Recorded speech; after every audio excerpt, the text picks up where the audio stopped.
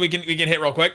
Brian asks, what would be the perfect season stat-wise for Josh Green? Let's go outside of stats too, storyline and everything. If Josh Green stays on the Mavericks, what's a perfect season for him in your opinion? I mean, I don't know. We briefly talked about this the other day off the pod of like what if Josh Green's good, and what does that look like? And why is that too mean? I just hate that that's a what if. Like, can that just can it just be true? No, I'm like, because we're watching some of these summer league games, like a lot of you guys probably are too, and you're saying, man, look at these guys. Like, look at what.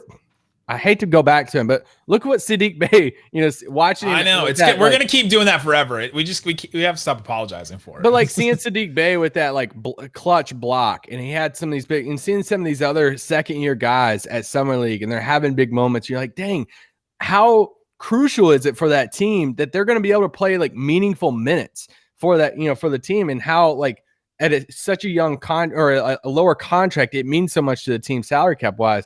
And we just don't know about Josh Green. Like if he, I look at, Dorian Finney-Smith, it's like, that's the type of thing. Like, can he be a Dorian Finney-Smith for the Mavericks moving forward? I don't know. Like what does his 3-point shot need to be? Like his hustle is there. He's going to defend. He's probably his passing is pretty good. His passing is good. He's a really good passer. He's got to work through like decisions. He's kind of still, I've made this joke and people were making it to me, even going back during the Olympics of like, hey, he's pretty good for a high school running back, because I made that analogy that if sometimes it felt like you just throw, in high school basketball, you have the running back of your football team that plays basketball too, and you just kind of unleash him on the court. He feels a little bit like, hey, you're just going to unleash him on the court and he just runs everywhere, which is awesome because it's a lot of fun. But I don't know, like what does a good Josh Green look like?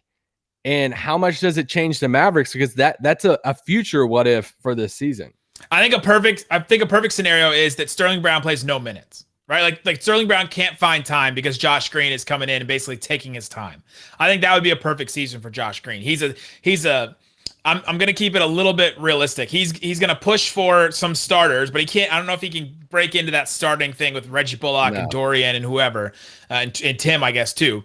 But he's right there as like that second. He's in that second unit. Sterling Brown is trying hard and can't find minutes because Josh Green's been so good, hitting threes at like a 35% clip, 37% clip or something like that, passing well, defending, hustling, all that stuff. I think that would be a perfect season where all of a sudden we're saying, okay, next year, can he take it the next level, go from 33% from three to 37 or 38 or something like that? Then all of a sudden he could be a starter for the Mavericks. Like that would be a perfect season for me. That's in a realistic setting. But yeah, lots of other questions. Oh, go ahead. Well, look what Cam Johnson did for Phoenix. Like, I know Cam Johnson. One more thing.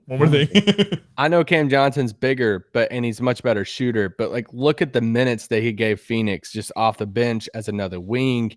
That's the type of, look what Royce O'Neal gives to, Utah. Like, that's the type of player. Like, can he be a Royce O'Neal for this Mavericks team? That's why I said a Dorian. Like, feels like all of these, good teams have these guys that can, play solid minutes, but it's the 3-and-D. And for him, it's like, can his outside shot be reliable? He believes in it. He's constantly said, I've never had a problem with my shot, high school going into college. So we'll see if it translates.